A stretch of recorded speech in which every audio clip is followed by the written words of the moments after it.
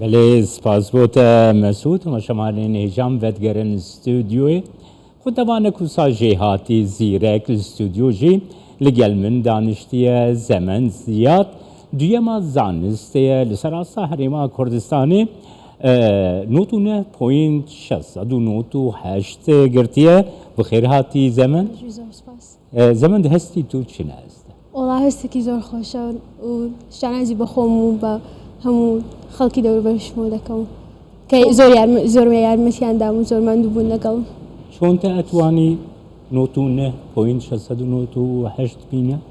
والله طبعا بمندوبوني داكم باب ميكم جار زور سبتس خوشان لدكم و دستي كارجري كم كيف شهيد فاخر مرقة سوريا وان سور مندوبون لقلمو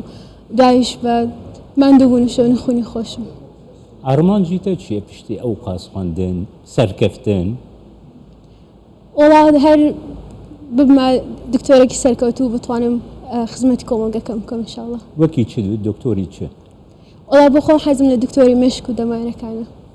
لكردستان جي بيوستي حياة بالدكتور طيبتي دكتوري مش تدبي دكتورة كي سركفتي جي زمان ان شاء الله وكي بيشتي كوبا برغرتي سروكي حكومتي حريمي كردستان لقال كسين سركفتي دي قصة بكي بيشوازيا وبكا دوي درباري ده هستي تو برامبري او پیشوازی کردن و هر وها ما مستعین تجربون زمان. طبعا زور سپاسی سروک حکومتی هرمی کردستان اشتکین و ما مستقل مهر همو کسی دورو برم زور من دوبون لقلم بتعبتیش دست کارگر کمک شهید فاخر مرقة سوری لکات امتحان کانش ببردامی پیوندیان پمانده کردو تأکیدیان دکردو لوی الامتحان کان تون جواب من دایا و همو بقیشی زور پشگیریان دکردیم. کی جان درس کیفات جوان را زیاده ترته دخواندن؟ بیولوژی زنده زنی بیولوژی جی بو کو بنامای کی باش بو دکتوریه بیگو بله بیگو من بله وکی تر مثلا روزی چند ساعت دخواندن زمان؟ والله بقیشتی باشی زوری کاتا کم هر بو خواندن دانا بو بس کاتی استراحت و اشتانشم هر هبو اگه کاتا کی که ببردامی هر دم خود پیشنیاری تبو خندواني تر شنا إيكو أستد دخوينن صفي ششن حوتن حشتن شبكن والله يكمش طبعا آمان زكي بخوان دانا نسم ليكم وآمان زمو بفصلتي بينهم يكم سرهرم بس غلطكم كده آمان زين هبو خوان ما عنده كانوا أواني كاتم بفرود دا بلادان واستا من همو شكاني بيس نبون همو يعني إهمال كربو وصال همو كاتكم هربو خواني دانا أبو نترسنو بمتوانا بخوبونا وبتسنا وامتحانا كانوا هر إن شاء الله زور باشتون بيوندينا وبيني خندوان وما مستند چند گرنگ بو سركفتن بيقوان زور گرنگا پشتیش آماجم پیدا من بخوم لکات امتحانا كان ما مستقام ببردامي بيونديان پیدا کردم حتی بزان تون بوم لامتحانا كانوا تون جواب دايو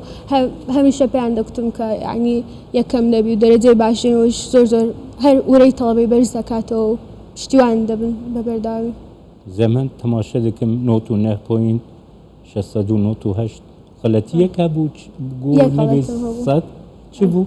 والله غلطهم لبيركاري هو لبيركاري يعني نها زمن بيشتي قوت او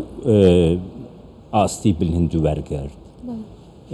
لآستي حريمي كردستان بو خندواني حريمي كردستان يعني باوريات تشيش بوي پیش روجا او دبستانان او دبستانا قوت تلي دخند ممنوني جي او دبستانا تدخند طبعا بيقومان بس تباري لك يا وقت كشم بسوراني الزمن من قوتكو او دبستاني كو تلي خندي بله او كتابخانه تلي خندي او كتابخانه يعني بنمايكي باش تابو سركفتنيتو من بخوم حتى بولي دهر لا فاخر مرقة سوري السابسين ودولتي خواندم آن بناغي اكي زور باشم بو من دانا بيقومان ودايش فاخر مرقة سوري نمونهش اوانش ببردام تشتوان من بونو ما مستقان زور هاوكاريان كردين ببردامي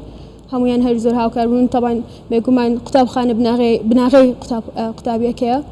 ما مستقان زور بشتوان دبنو هر بشي زوري بڵێم دەرەجەکەشم هەر بۆ ماندووبوونی ئەوان دەگەڕێتەوە. gelekî spasî te dikim Zement ku tu beşdar bûyî û serkeftin bo te. زۆر سپاس.